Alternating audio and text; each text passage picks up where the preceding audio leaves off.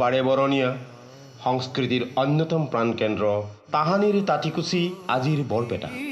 বিশেষকৈ মহাপুৰুষজনে প্ৰৱৰ্তন কৰা সত্ৰীয়া সংস্কৃতিৰে পূৰ্ণ বৰপেটা ধাম। এয়া বৰপেটা সত্ৰৰ মূল প্ৰৱেশদ্বাৰ বা থলুৱা ভাষাত দালান। লগতে এয়া মূল কীৰ্তনঘৰ। সত্ৰৰ চৌহদৰ তিনিও দিশৰ পৰা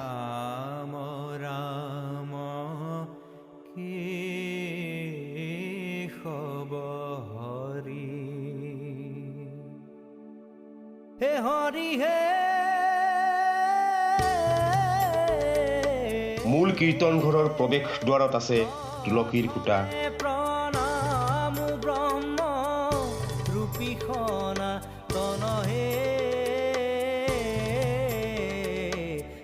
ইয়াত দৈনিক নৈমিত্তিক প্ৰসংগ হয়। প্ৰসংগৰ সন্মুখত আছে সুসজ্জিত তিনিখন ৰূপেৰে গঢ়া গুৰু আসন।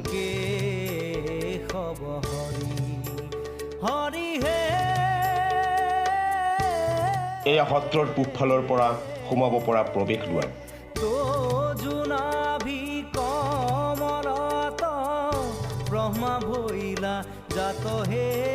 এই প্ৰৱেশ দুৱাৰেৰে সোমাই পাব মহাপুৰুষ শ্ৰী শ্ৰী মাধৱদেৱে তাহানিতে জ্বলাই থোৱা চাকিগছি, নাম, অক্ষয় বন্তি।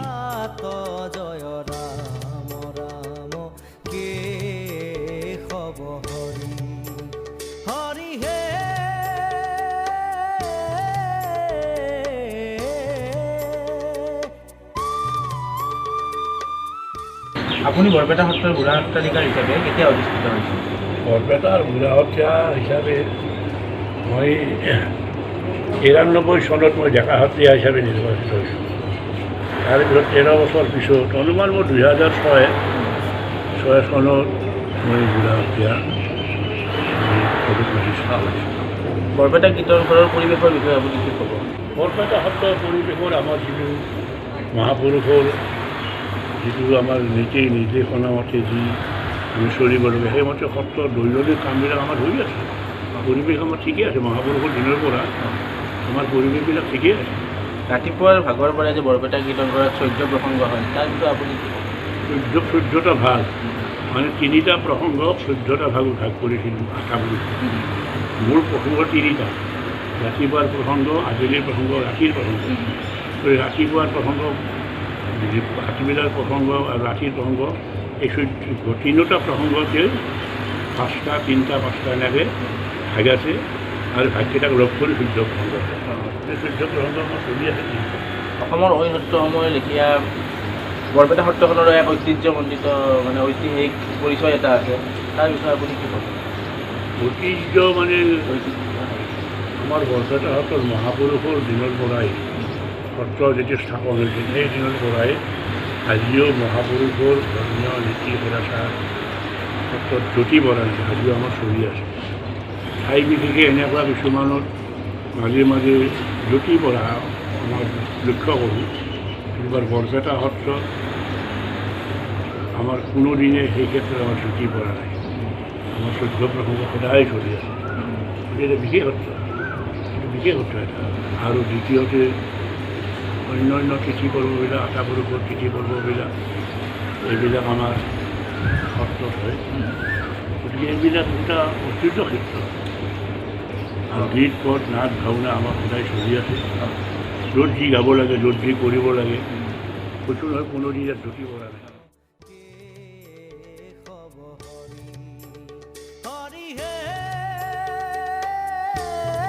বৰপেটা সত্ৰৰ চৌহদ অতিকে মনোমোহা।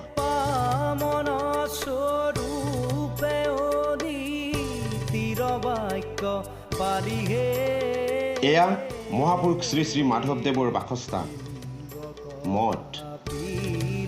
ইয়াতে তেখেতে বৰপেটাত থকা কালছোৱা অতিবাহিত কৰিছিল।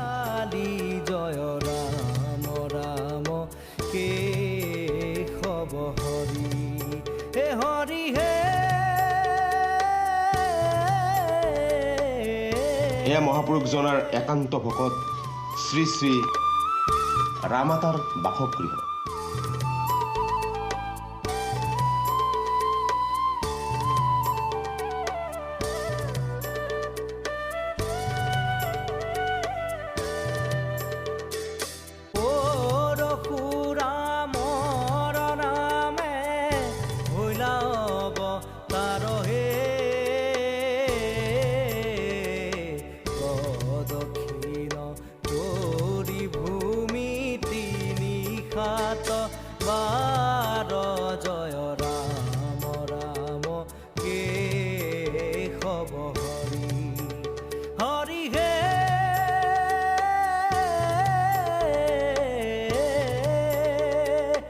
এয়া দৌল। বৰপেটা সত্ৰৰ মহোৎসৱ দৌলত কলীয়া গোসাঁই, কৈলা বাবা আৰু দৌল গোবিন্দক সত্ৰৰ ভিতৰৰ পৰা উলিয়াই এই দৌলত ৰাখে। অগণন ভক্তই দৰ্শন কৰে। এয়া দৌল মহোৎসৱৰ ফাকুৱাৰ দিনা কলীয়া গোসাঁই হেকেটাখাই কলবাৰী সত্ৰৰ পৰা উভতি আহোঁতে হোৱা বাঁহ ভঙাকে ইয়াত 3টা বাঁহ ভাঙি গোসাঁই সত্ৰত প্ৰৱেশ কৰে।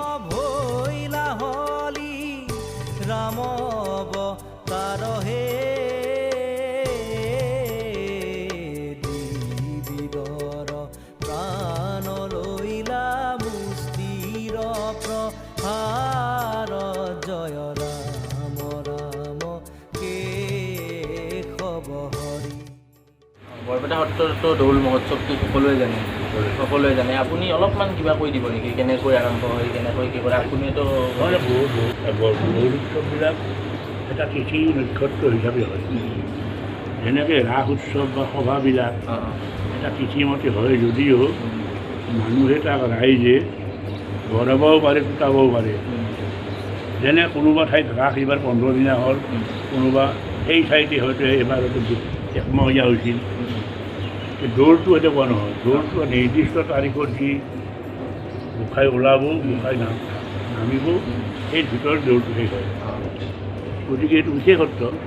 গতিকে দৌল উৎসৱ আমাৰ দৌলৰ প্ৰথম দিনাখন বন্ধ উৎসৱ।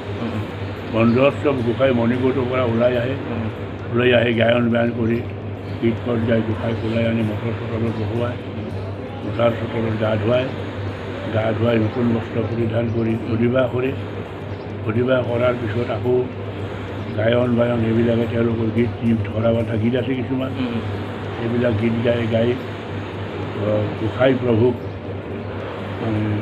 ধৰ্মীয় নীতিৰে গীত কৰি গান বায়ন কৰি গোসাঁইক লৈ যায় মেজি পুৱাই তাৰপিছত দৌল ঘৰত 7 পাক ঘূৰি দৌল গোবিন্দক গোসাঁই বন্ধৰ দিনাখন, পিছদিনাখন ঘৰদৌল দিনাখন পূজাৰীয়ে গোসাঁইক পূজা কৰে আৰু ভকতে কীৰ্তন ঘৰত প্ৰসংগ কৰাৰ উপৰিও লোকমহল ঘৰতো প্ৰসংগ কৰে আৰু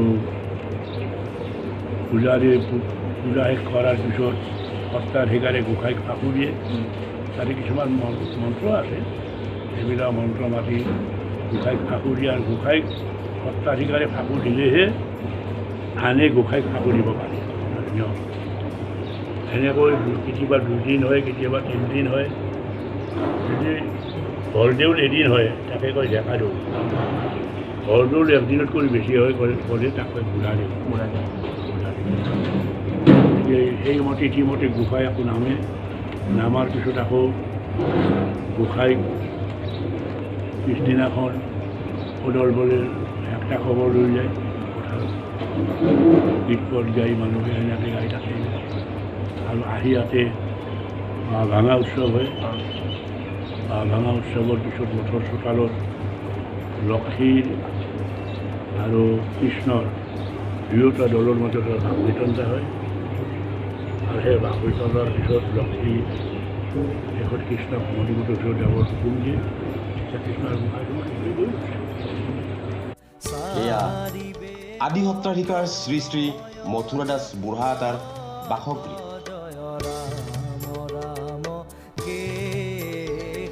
আৰু এয়া সত্ৰৰ পাঠশালা। ইয়াত সত্ৰ পৰিচালনা সমিতিৰ সভা অনুষ্ঠিত হয়। মহাপুৰুষ শ্ৰী শ্ৰী মাধৱদেৱে নিজ হাতে ৰোপণ কৰা ৰঙিয়াল ফুল। এই ৰঙিয়াল ফুল গছৰ পাত সত্ৰৰ নিৰ্মালী হিচাপে ব্যৱহাৰ কৰে। এই ৰঙিয়াল ফুলৰ বাগান মহাপুৰুষজনৰ বাসগৃহৰ পূবফালে, অৰ্থাৎ মঠৰ পূবফালে অৱস্থিত।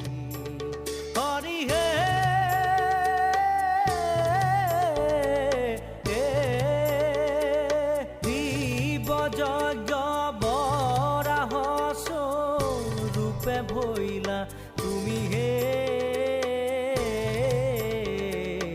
লীলায়ে দন্তৰ অগ্ৰে উদ্ধাৰিলা ভূমি জয় ৰাম ৰাম কেশৱ হৰি হৰি হে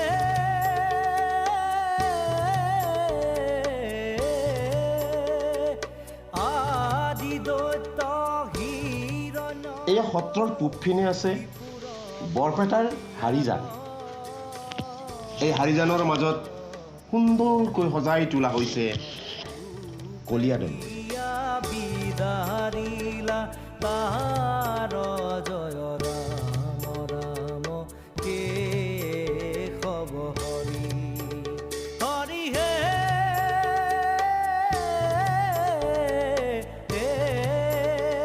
সত্ৰৰ ভিতৰত দুখন অধ্যয়নাগাৰ আছে। তীৰ বাক্য পালি হে ইন্দ্ৰ কথা এয়া সত্ৰৰ শ্ৰী শ্ৰী মাধৱদেৱ অধ্যয়নাগাৰ। এই দুয়োখন অধ্যয়নাগাৰত দৈনিক আবেলি ভাগৱত পাঠ কৰে। হৰি হে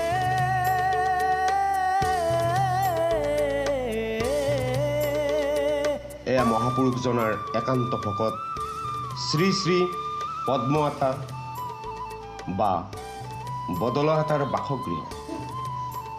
মূল সত্ৰৰ বেৰত আছে নিপুণ শিল্পীৰ দ্বাৰা কাঠেৰে সজোৱা শ্ৰীকৃষ্ণৰ দশ অৱতাৰৰ লগতে গোপিনীৰ বস্ত্ৰহৰণ, কলীয়াদমন আদিৰ ছবি। ভৈলা অৱতাৰ হে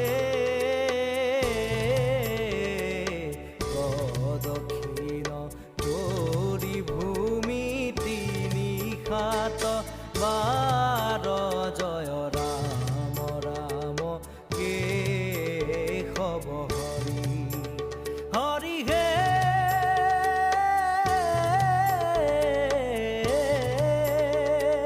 শ্ৰী ৰাম ৰূপে কৌশল্যা তব তাৰি হে বনবাস কপিলা পিতৃৰ বাক্য ধৰি জয় ৰাম ৰাম কেশৱ হৰি হৰি হে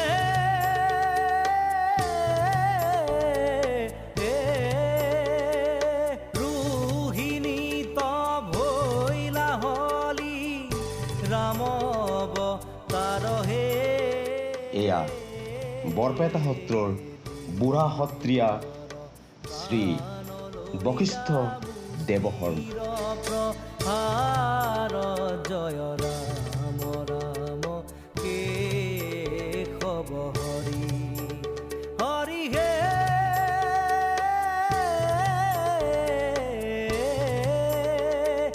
বুধয় অৱতাৰে বেদ পন্থ কৰি চনহে